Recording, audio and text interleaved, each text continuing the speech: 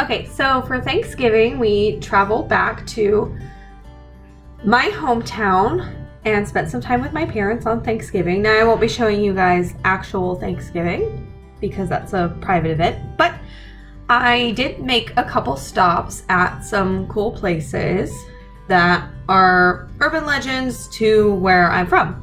So I'll show you guys that. We stopped at the Hippie Tree. And the Hippie Tree is pretty well known in my area, but I had actually never been to the Hippie Tree. Let's go find this darn Hippie Tree. The Hippie Tree is named such because of its place in local folklore. The tree is said to be a nexus for the unquiet spirits of those that once inhabited the hospital, and by extension, the madness that haunted them.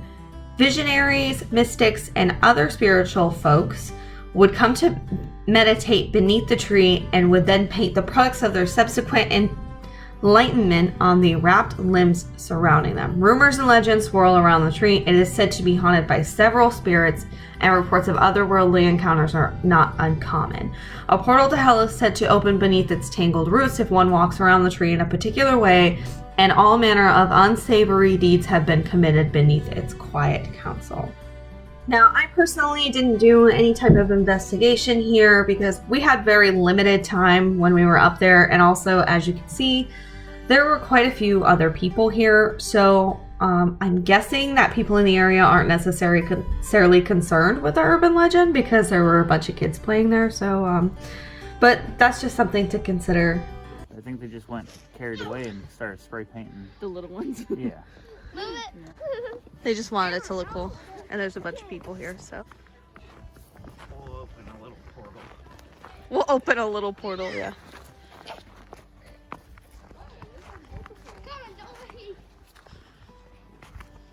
What? He said now's the time to open the portal so we can let some heat out. Oh, they even spray painted way back in there. Yeah, I know. That's so weird. Alright. I will say, doing this at night, like in the summer, where it's pitch black and you can't see anything, I could see people trying to open a portal. In January of 1882, architect Gordon W. Lloyd of Detroit was chosen to design the Northern Michigan Asylum. It was modeled in accordance with the Kirkbride Plan, which consists of a center administration section and wings on either side for housing patients. Each patient room had a view of the outside with a direct supply of light, sunshine, and fresh air.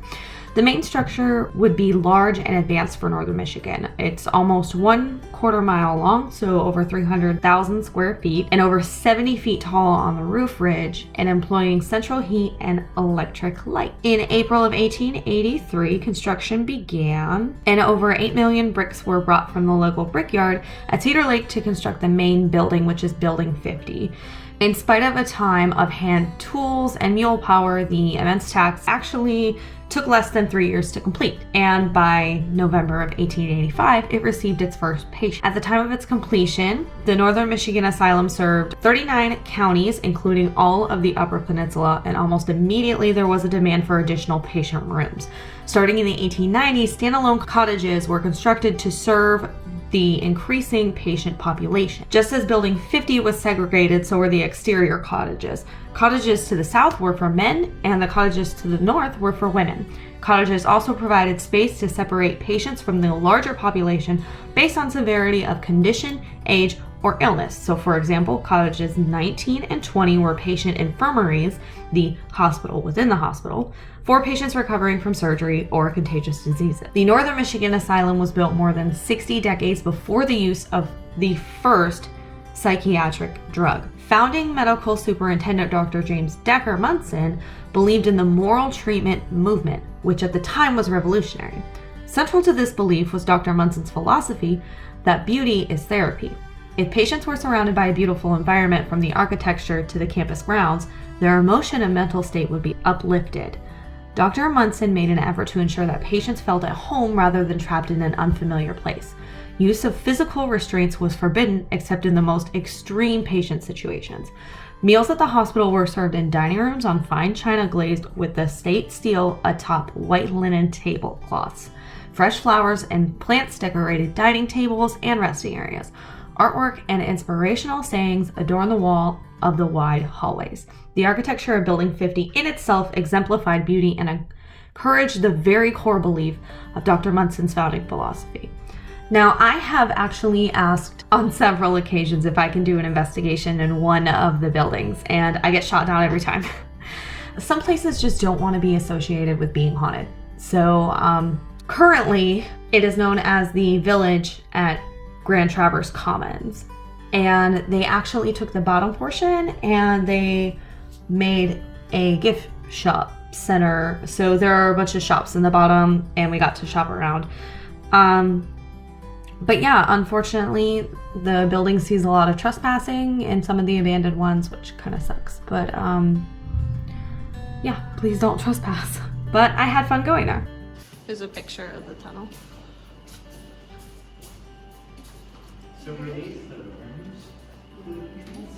Yeah. So you can see what's some of the little archway. Alright.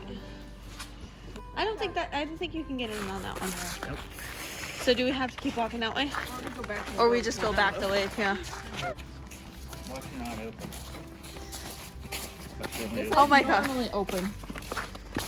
Yeah, watch it like not want to open at all. That's so funny. Oh. There you go.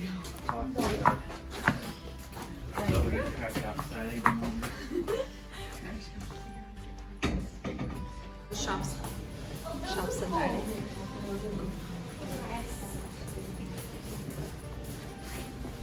They drew a devil monk. Oh yeah. Yeah, this must be another abandoned one too that they gated up. Like if you see all the little metal, but the metal looks like it's been there for a while.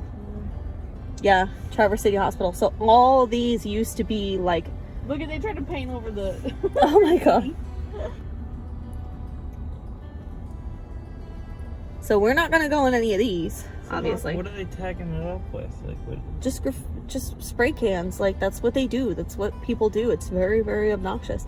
But there are numerous amounts of buildings, and some of them are still in use for the patients in the current hospital.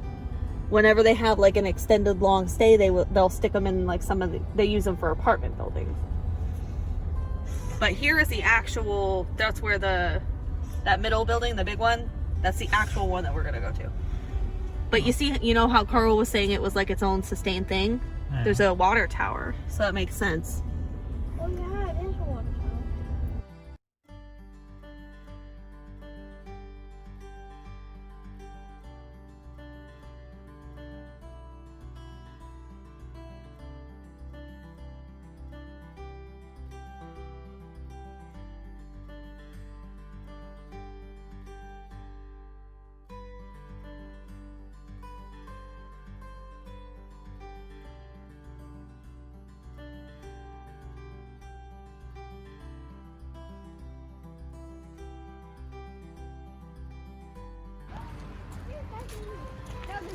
Oh, look, you scared all the damn ducks. Don't get cold. Or get hypothermia. It'll be fine.